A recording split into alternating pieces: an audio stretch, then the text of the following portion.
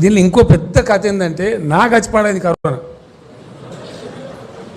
నాకు వస్తే ఇప్పుడు ఈ చెప్తే పంచాయతీ అంటే ఎంతమంది నా రోజు వాళ్ళు వెళ్ళి నాకు వస్తే నేను డాక్టర్ని అడిగిన ఇమాన్దారిగా చెప్పరా భయ్, అసలు ఈ బీమారీ ఏందో మీకు దొరికిందా?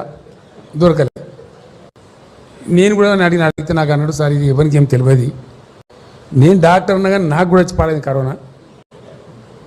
ఇక నేను దవాఖానలో పనిచేస్తా కాబట్టి అనేక పేషెంట్లు కాబట్టి నాకు కూడా వచ్చింది. మరి ఏంది దీని కథ అని అడిగింది. దీనిలో ఏం లేదు సార్ ఒక కథ అని చెప్పాడు. మరి ఉత్తగా నాకు సూదులు బదులు ఇచ్చిన ముందే బకపానం ఆయన సావగొట్టారు. మరి ఏం చేయాలంటే ఏం లేదు సార్, ఇది 2 గోళీలు అని చెప్పాడు. జ్వరం బాగా వచ్చి పడేది, టెంపరేచర్ వస్తుంది, అది తగ్గియడానికి పారాసిటమాల్, ఇంకేం అవసరం లేదు. దాన్ని ఏమంటారు కదా, దాని పేరు డోలో.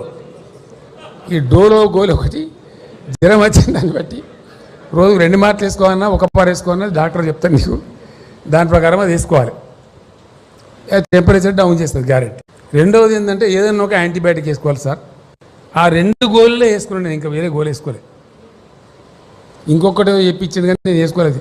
వారానికి ఒకసారి వేసుకోవాలి, డి విటమిన్ అని ఇచ్చిండు. నాకు వారం లోపలనే అంత తగ్గింది. వారం నిండే వరకల్లా నాకు మళ్ళీ స్మెల్ వచ్చింది, జ్వరం తక్కువ అయిపోయింది, మంచిగా అయిపోయినా.